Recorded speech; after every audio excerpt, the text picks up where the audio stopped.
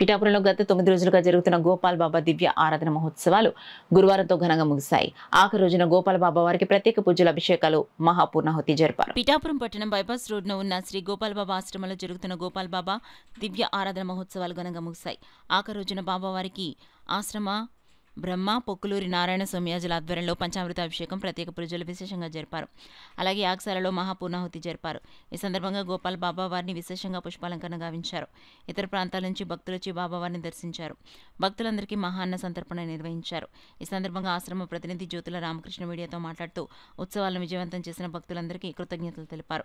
శ్రీపాదరాజం శరణం ప్రపద్యే దిగంబర దిగంబర శ్రీపాద వల్లభ దిగంబర దిగంబర దిగంబర శ్రీ గోపాల్ బాబా దిగంబర శ్రీ గోపాల్ బాబా వారికి జయించే సమత్వ సద్గురు శ్రీ శ్రీ శ్రీ గోపాల్ బాబా వారి అష్టమ ఆరాధన మహోత్సవాలు నేటితో అనగా ఈరోజు 21 గురు షష్ఠి ఈ రోజుతో ముగియనున్నాయి.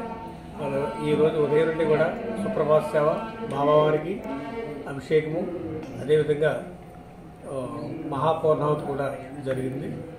అలాగే సాయంత్రం 5:30 నుండి అఖండ దీపోత్సవ కార్యక్రమం కూడా జరుగుతుంది. కాబట్టి చాలా అద్భుతంగా, అలాగే ఈ కార్యక్రమానికి ఇచ్చేసినటువంటి భక్తులందరికీ కూడా మహాన్న ప్రసాదం